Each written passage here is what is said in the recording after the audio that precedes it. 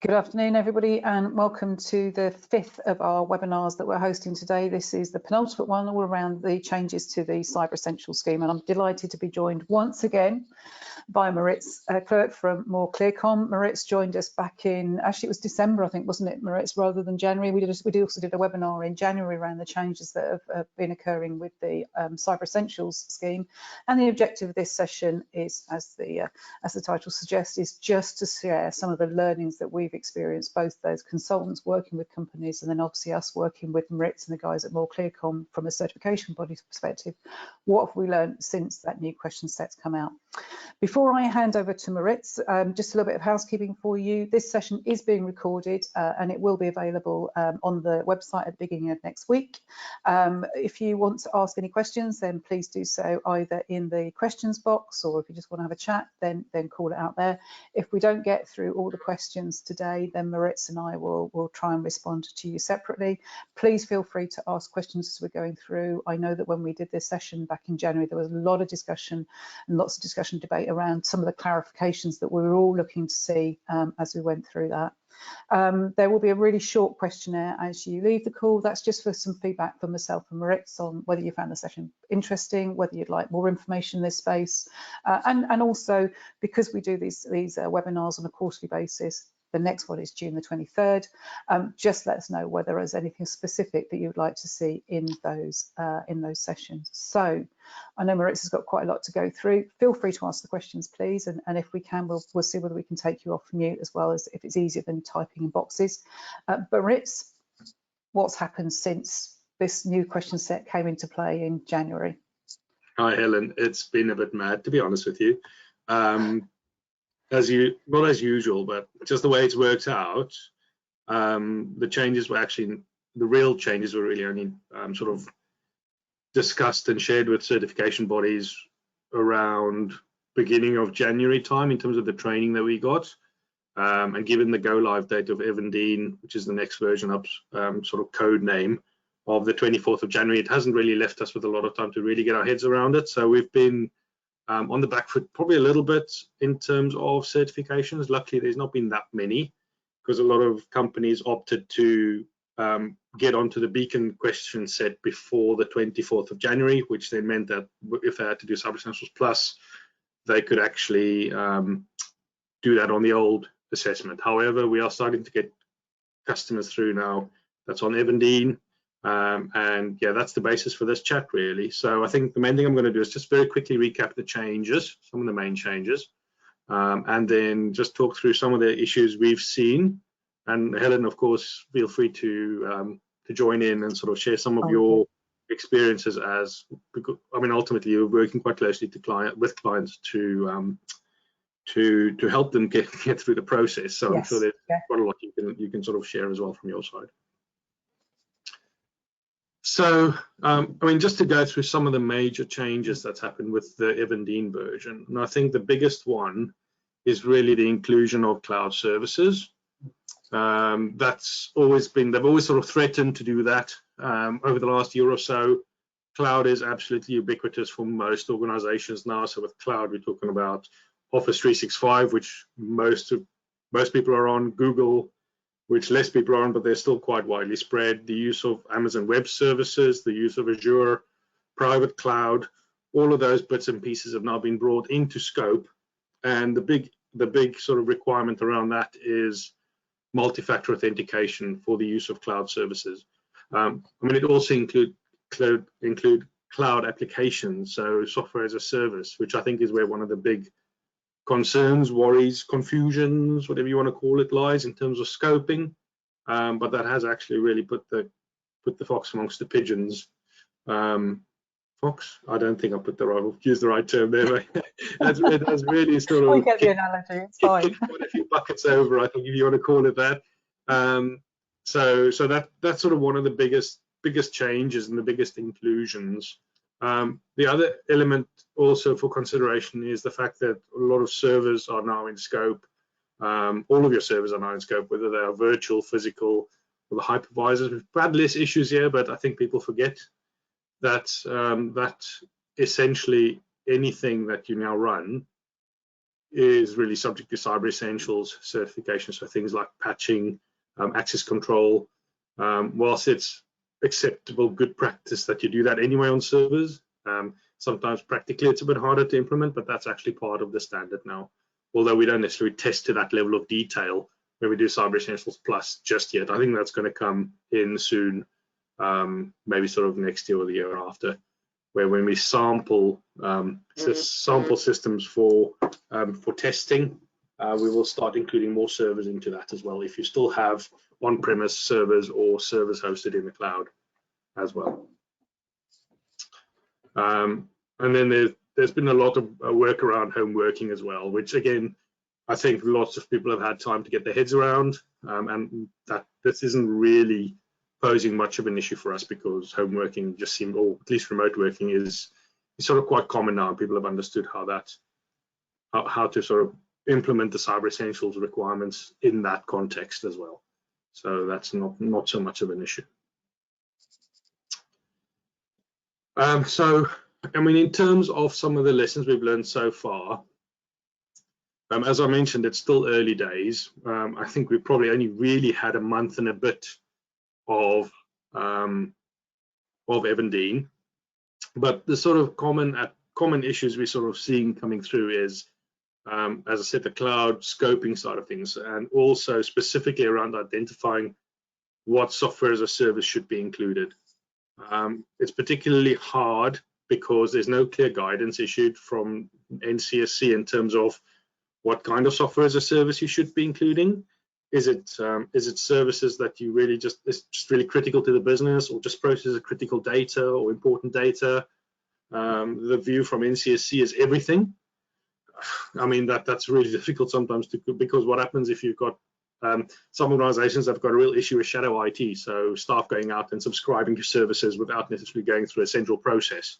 So I think that's been quite difficult to really determine the scope of software as a service being in scope. I would agree, Maritz. That's definitely where we've seen one of the issues, where we've got a little bit of shadow OT, or especially in areas where it may be, say, marketing have gone out for particular fonts, for example. Where there's potentially no business data that's being used, but I absolutely understand the risk, and equally around the fact that the scope includes those pieces of software. So yeah, that's where we've seen issues. Absolutely. And then obviously the challenge then is applying Cyber Essentials controls to those services which haven't necessarily been designed from the ground up to be Cyber Essentials compliant. So for example, things like multi-factor authentication for those software as a services, for example, for both admins and for users. I mean, I don't think SurveyMonkey has got multi-factor authentication. I don't think so. It might have, but it's stuff like that which really does make it quite difficult to both identify and apply the controls. The other area we've also struggled with a little bit is scope exclusion. So you'll remember, if you were in the session last time, they've introduced a concept called subsets, which essentially is ways of being able to segregate elements of your infrastructure out of the scope of Cyber Essentials, but it requires fairly strict requirements. Where we found the issue here really is it's difficult when you start looking at infrastructure as a service, because it's much harder to understand what the boundaries are between the two. So that's been quite a big issue for us, in terms of just understanding how we can actually segregate things like development and test environments away from the area that's in scope for Cyber Essentials, because typically development environments, whilst you still need to maintain it securely, you do make some compromises on the development environment to allow it to be a development environment, to allow it to be a little bit more flexible. So that's another key area where we've struggled a little bit, and I find clients are struggling a bit as well, asking lots of questions, taking up a lot of our time, which we don't charge for normally, in terms of helping them define the scope. But I think it's important because you need to get it right to be able to get this process done properly. Then we've got the next one, which I think everybody's struggled with, is privileged account separation. So I think those of us who've done Cyber Essentials for a while are used to having an admin account separate from your user account on your desktop. They've extended this to software as a service as well now. And the main question here is, what services do this apply to? Should we now, for Zero, have a separate admin account for accountants, but also a user account for the accountants. And I think that's sort of been clarified a little bit in that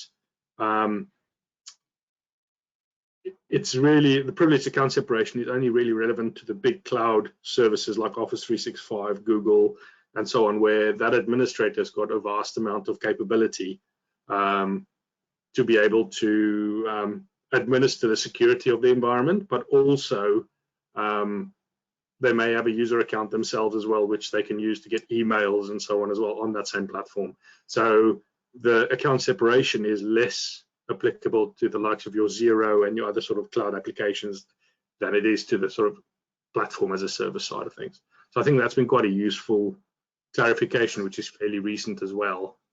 And I think Maritz, into this as well. Yeah, you and I spent quite some time talking about privileged account separation for, as you say, for cloud services. Do you know whether the guidelines have been updated? The infrastructure book that goes with CE has been updated to reflect that? Because I think one of the other things that sorry. One of the other things that small businesses have got an issue with, as soon as you potentially get into that privileged account separation, Microsoft are really good at this. They don't charge you for that separate account, but a number of other software services will go, yeah, of course you can have a separate account. Here's the license fee. And suddenly that can start to ratchet up quite quickly, can't it? And I think what this helps with is the fact that your software as a service, the pure software as a service applications, you don't need that privileged account separation. So your accountant doesn't need two accounts on Xero, for example, even though they may have administrator access. However, they must have MFA, which is the next point. Yes. So if you use Xero, for example, MFA must be enabled for administrators to start off with, and really it should be enabled for all users as well. But we do have, and you'll see in the questionnaire as well, it says it gives you a bit of leeway till next year to enable MFA for all users. But the question comes up then, so what if my software as a service doesn't support MFA? And unfortunately, the guidance from the NCSC is find a supplier that does support MFA, which doesn't particularly help if it's quite a crucial application that's quite fundamental to the operation of your system, of your service. For example, a ticketing system. Yeah, or where a competitor product still doesn't provide MFA. So perhaps there is nobody in the marketplace that does that. Yeah. Yeah. So I mean, I can see what the NCSC is doing. They're making MFA. They're trying to make MFA an industry standard, which it probably should be, to be fair. But it's probably a little bit. It feels like a bit. It probably feels a bit blunt if you're sort of at the receiving end of that, ultimately. But again, and also again, if you've got lots of shadow IT, you may have a lot of software as a services, and you may have a lot that doesn't support MFA. So all of those can sort of lead to a fail ultimately. Because if you don't have support MFA, you'll fail Cyber Essentials. It's just how it is. Or at least you'll have a major non-conformance, which maybe if you have one or two other areas which aren't 100% would lead to you failing Cyber Essentials. Yeah. So yeah. No. It's an area that I know that we've worked with a couple of clients to certainly take them through a new question set, and it's those last three areas, or rather the SaaS, the MFA, the privileged account, which seems to be creating the most debate. And even risk goals, where we're preparing for our Cyber Essentials, although it's not due until August, it's an area that we're having to give a lot of thought to, and certainly with the privileged account separation. You can't just have one person, can you? You need to have two or three that have got that privileged account separation in order to provide resilience within the business. So yeah, exactly that. So I think luckily you don't need to worry about that now for some of your more commodity-based software as a service pieces. So as long as you've got MFA, you don't need to set. You don't need that privileged account separation on things like Xero. But yeah, it's still an issue if your software as a service doesn't support multi-factor authentication or doesn't do token-based access. And I think the last bit I wanted to highlight is that just be aware that the self-assessment preparations will take longer to complete. Don't leave it till a week before you need to have certification to try and go through the process, because as Helen said, it's going to kick up some issues. So take enough time to go through the process. Give yourself a couple of months probably to prepare, I would have thought. unless you can sort of allow for a bit longer to sort of at least do a gap assessment to start off with, and then go through the process. So there's more questions. The scope is bigger. The scope is more complex. It might not be a big difference for a smaller organization, but mid-size and upwards. We've got a customer who was a bit late in starting up their assessment. They're quite a large firm. They've got 700 or 800 people across the UK. It's been a month for them now just to try and complete the self-assessment, just because it's so hard to get a finger on the scope and to get everybody to pull in the same direction to get to a compliant state. So yeah, and also take into account the verification time is a bit longer as well, just because there's more for us to consider. So again, don't submit something with the expectation that it'll be assessed the next day, just because it does take a bit longer to assess. And also, as it's a new standard, we're more likely to highlight issues which you will have to take away and sort out. So I think it's just worth highlighting those bits as well. Okay, cool. Okay. CE Plus, you're going to talk on CE Plus as well. Yeah, so again, it's quite early days for us on this one, and probably next time around we'll probably have more feedback, because we have not done that many yet. We're sort of starting now to start seeing the Cyber Essentials Pluses coming through on Evandene.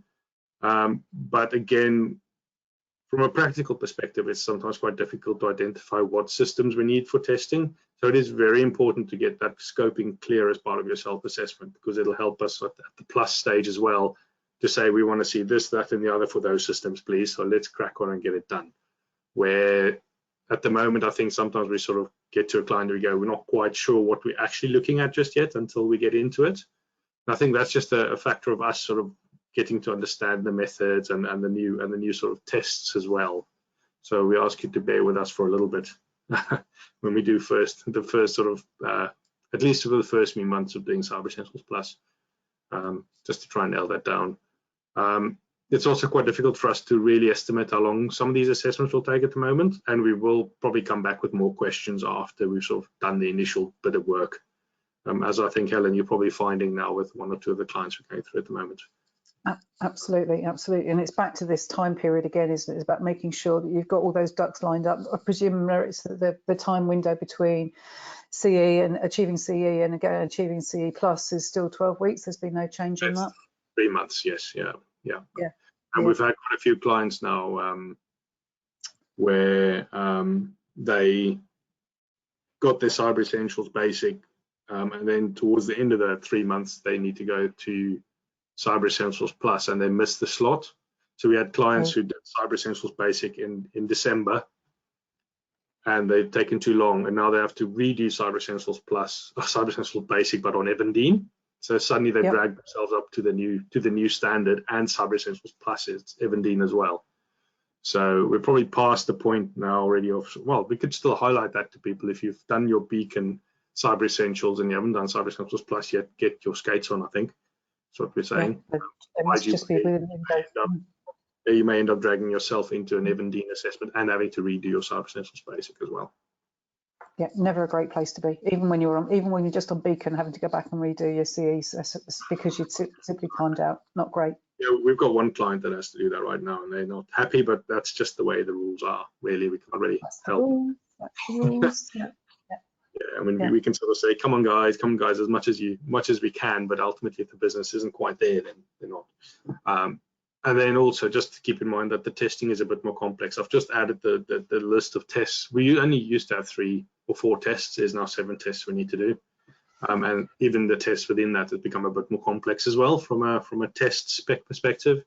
So some of the testing may take a little bit longer than what you used to if you've done Cyber Essentials Plus before. And for us, it's also a bit of a challenge sometimes to keep track of where we are within all these tests, because they don't all happen at the same time, and we may be running multiple clients at the same time as well. So again, just more of a request to just bear with us. Plan. No, not sort of last minute react then. Not last minute react. Well, yeah, it's helpful if firstly, if you are compliant, it's helpful because we don't raise lots of issues. So make sure that you are actually following the Cyber Essentials commitments that you've made in the self-assessment. obviously with patching and so on, and making sure that systems do comply with MFA. And if we don't have to raise issues, we don't have to retest. That's the main thing. So I think what's happening is we are testing. People are failing the first time around. You've got 30 days to remediate, but that adds more load onto our testing, because then we have to go through testing again and validate that things are fixed. So ideally, we want to do a Cyber Essentials Plus and tell you you're all fine. We don't want to have to find stuff and then retest. Yeah, definitely. Okay. I don't know whether we've got any questions from the floor. For those of you on the call who are in the CV, so Charlie Victor postcode area, so that's Coventry and Warwickshire. Maritz and I were talking, but the Police and Crime Commissioner for Warwickshire is funding a small number of Cyber Essentials packages, and those are for organisations who have below 50 people in their headcount.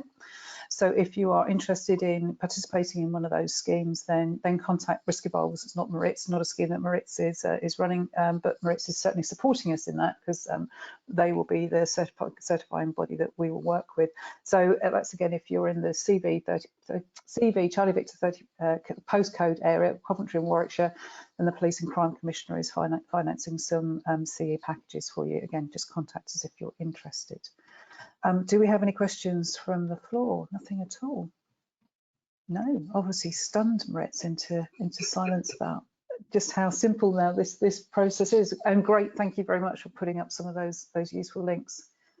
I guess, Maritz, one of the things I'm interested in is certainly the guidance from the NCSC, given the current cyber threat following on from the Ukraine situation.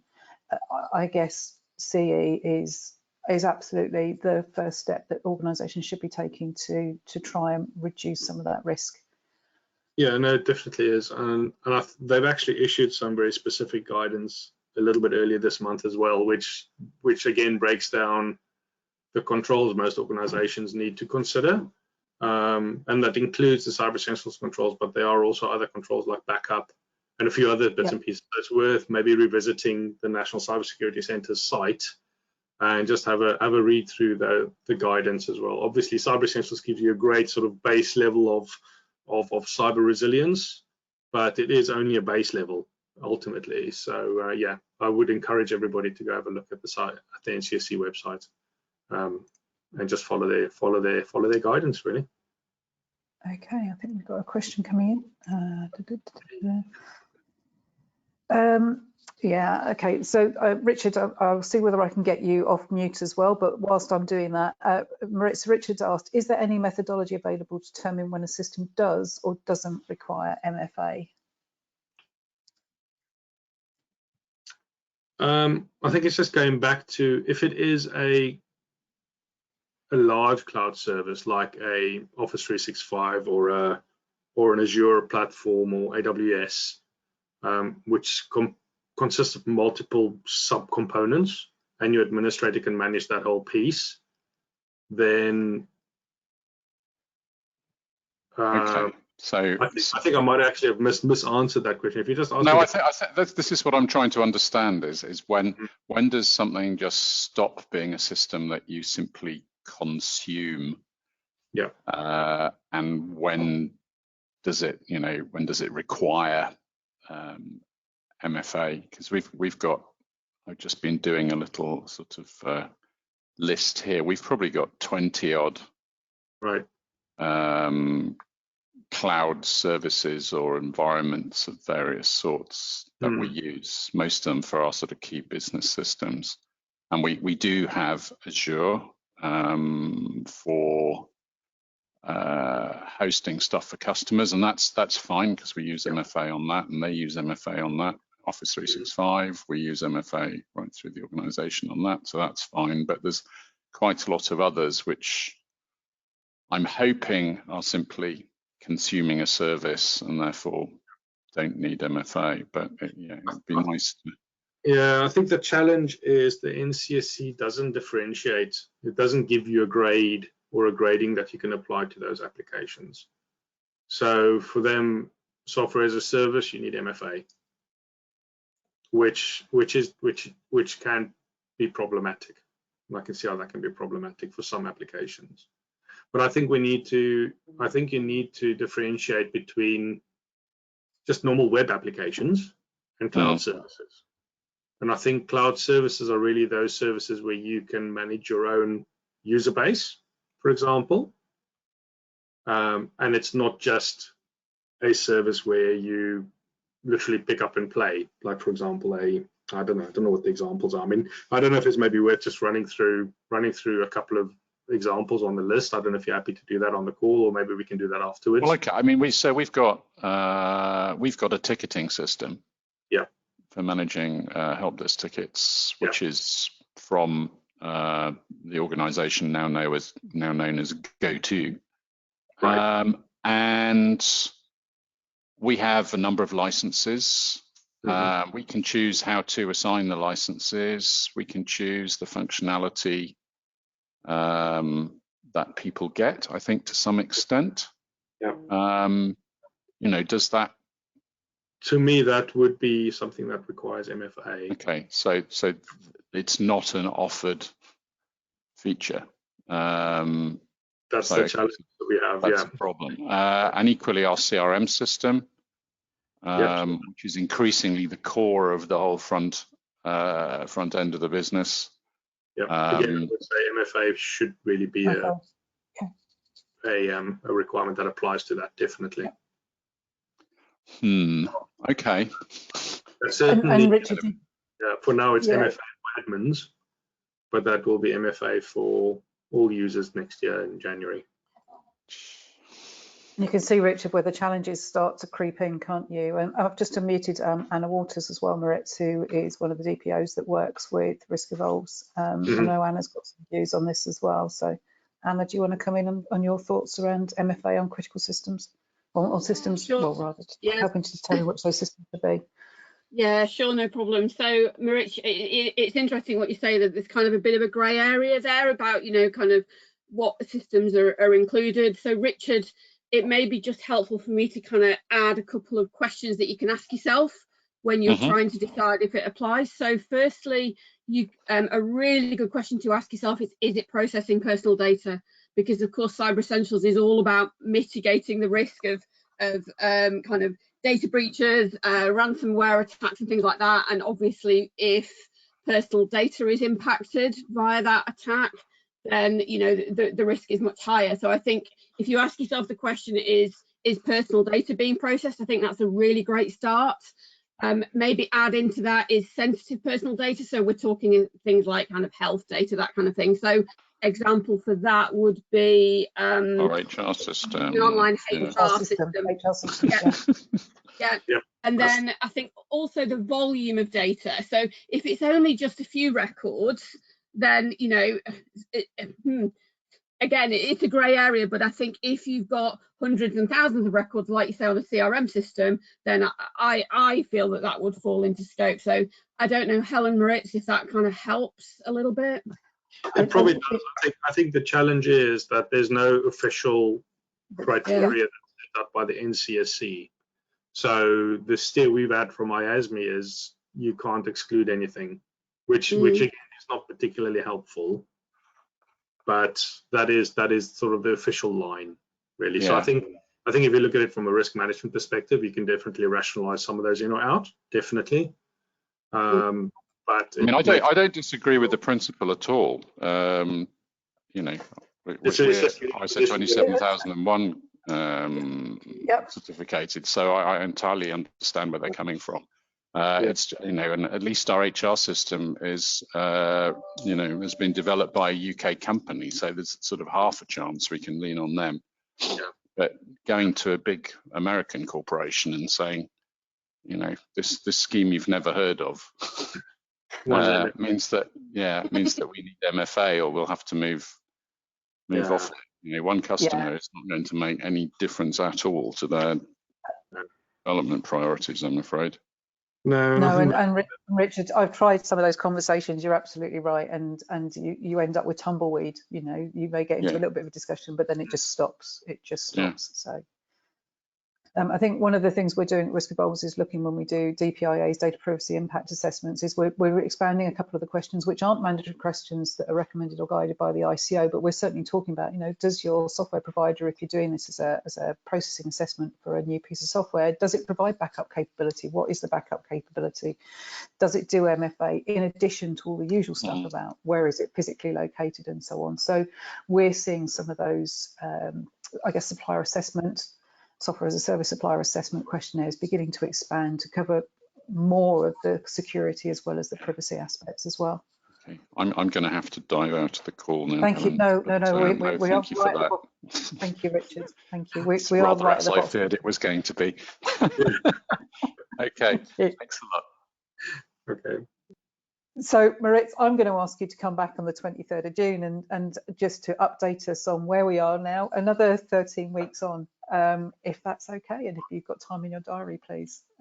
We know that we always get lots of questions coming on the back of these. We get lots of playbacks from these sessions. So just a big thank you once again for helping to come and support us on the CE question set. Thank you. No problem. Excellent. Thanks, guys.